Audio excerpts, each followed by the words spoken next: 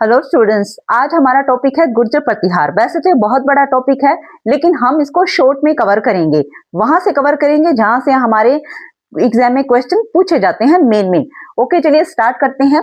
गुर्जर प्रतिहार, इनका जो समय है 600 से 12वीं शताब्दी, 6 से 12वीं शताब्दी तक ये के मध्य में इनका शासन रहा है। शासन, ये क्या करते थे? भारत पर हो रहे आक्रमणकारियों को रोकते थे। ये इन्होंने ये किया है। तो इसका जो संस्थापक, अगर आपको पीछे इसका संस्थापक कौन है तो हरिश्चंद्र है।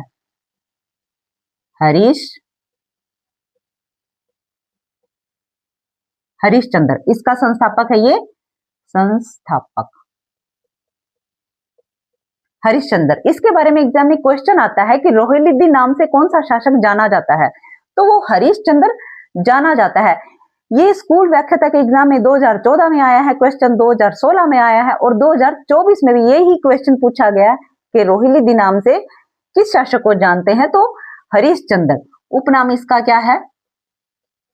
रोहिल्लुद्दीन।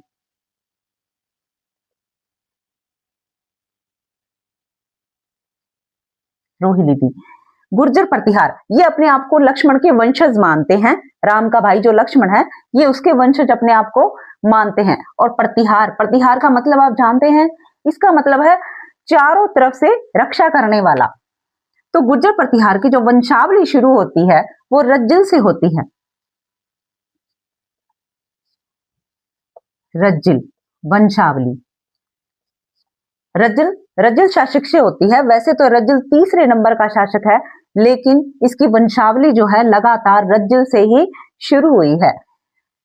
रज्जिल भी बहुत पराक्रमी शासक था। तो दूसरा हमारा, पहला हरिश्चंद्र हो गया, रज्जिल हो गया। अब हमारा है नागभट्ट फर्स्ट।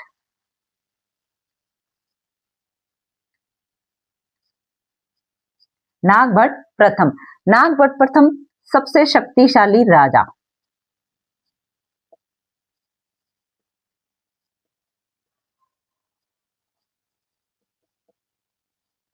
शक्तिशाली शासक। नागभट्ट के जो दरबार को नागावलोक कहते थे। इसके दरबार को नागावलोक कहते हैं, इसके दरबार को। और ये सबसे शक्तिशाली शासक है। जो ग्वालियर प्रशस्ति में है उसमें नागभट्ट प्रथम को नागों का राजा और नारायण का अवतार, मलेच्छों का नाशक और नारायण का अवतार कहा गया है। नागभट्ट प्रथम को मलेच्छों का नाशक और नारायण का अवतार कहा गया। तो आप ये लिख लीजिए, मेरे पास बोर्ड छोटा है तो मैं कुछ ही थोड़ा बहुत ही लिखूंगी। तो अगले हमारे जो शासक हैं वत्सराज।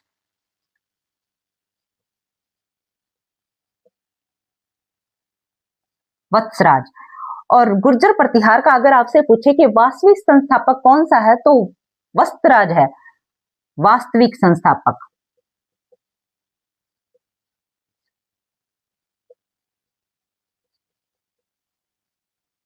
वास्तविक संस्थापक वत्सराज। वैसे वस्त और वैसे वास्तविक, तो आप ऐसे इसे जोड़ के पढ़ सकते हो, बिल्कुल सिंपल इजी तरीके से याद हो जाएगा। इसके समय में क्या हुआ था? त्रिपक्षीय संघर्ष चला था वत्सराज के समय। तो आप ये लिख लीजिए, त्रिपक्षीय संघर्ष।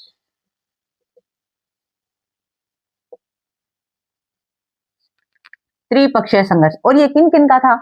तो ये देखिए, कन्नौज। ऐसे छोटा सा डायग्राम बना लीजिए, कन्नौज और इधर है बंगाल का पालवंश। पालवंश और इधर गुर्जर प्रतिहार और इधर है राष्ट्रकूट।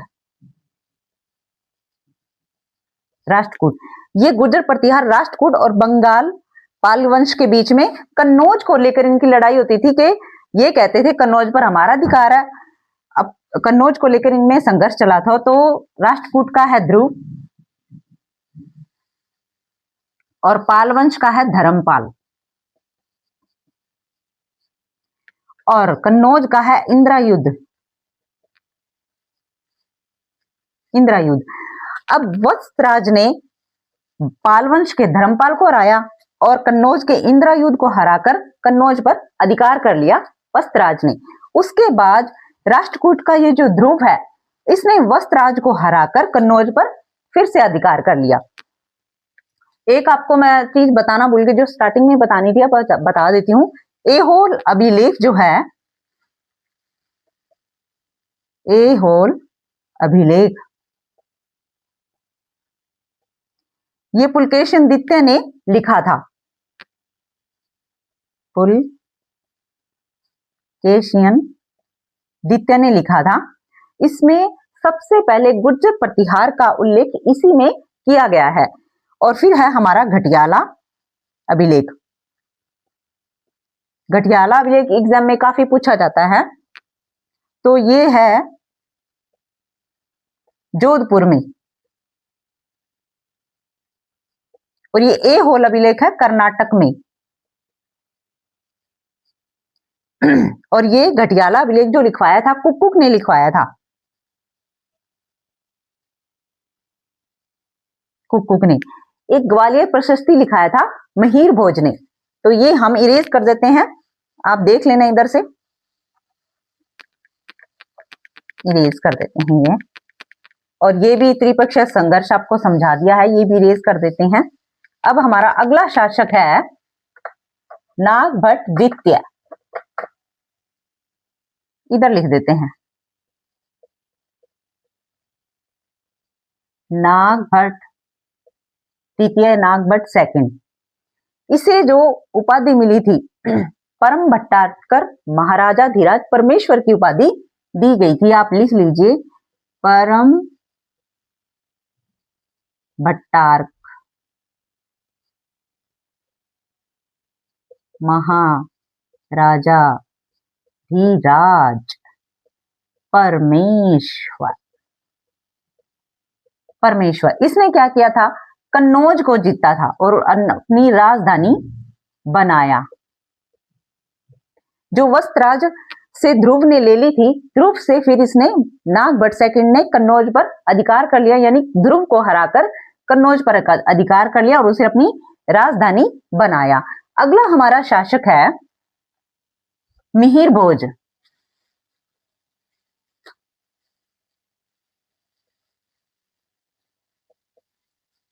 मिहिर भोज, देखिए आप ऐसे शॉर्ट एंड स्वीट नोट्स बनाइए जिसे याद करने में आसानी रहती है। वो हम लाइन लाइन लिखते हैं, बहुत सारी कॉपी भर लेते हैं, याद नहीं रहता। ऐसे हम शॉर्ट तरीके से बनाएंगे, मेन मेन पॉइंट लिखेंगे तो याद करने में आसानी होगी, बस एक बार देखने की जरूरत पड़ेगी। ऐसे नोट्स बनाइए। तो मिहिर भोज, इसे उपाधि दी गई थी आदिवरा और प्रभास की उपाधि दी गई थी। आदि वराह और प्रभास, ये उपाधियां इसे दी गई थी। मिहिर भोज के जो वक्त पर अरब यात्री सुलेमान आया था, उसने कहा भारत का सबसे शक्तिशाली मिहिर भोज है शासक। सुलेमान ने कहा भारत का सबसे शक्तिशाली शासक। और एक और इसने कहा सुलेमान ने कि इस्लाम का शत्रु है ये मिहिर भोज। तो इस्लाम का शत्रु, यहां छोटा सा लिख लीजिए, मेरे पास बहुत छोटा है। इस्लाम का शत्रु। अगला हमारा जो शासक है महेंद्र फर्स्ट, महेंद्रपाल फर्स्ट।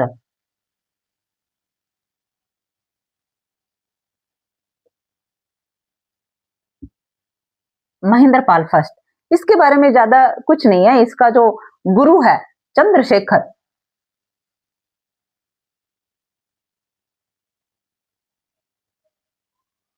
महेंद्रपाल का जो गुरु है चंद्रशेखर, उसने 4 पुस्तकें लिखी थी, काव्य मीमांसा, कपूर मंजरी, बाल भारत, बाल रामायण। यहाँ जगह नहीं है तो मैं आपको बोल देती हूँ, आप लिख लीजिएगा। तो इसके बाद में जो शासक है वो ज्यादा उनका कुछ काम नहीं है। इसका अंतिम शासक जो है यशपाल है।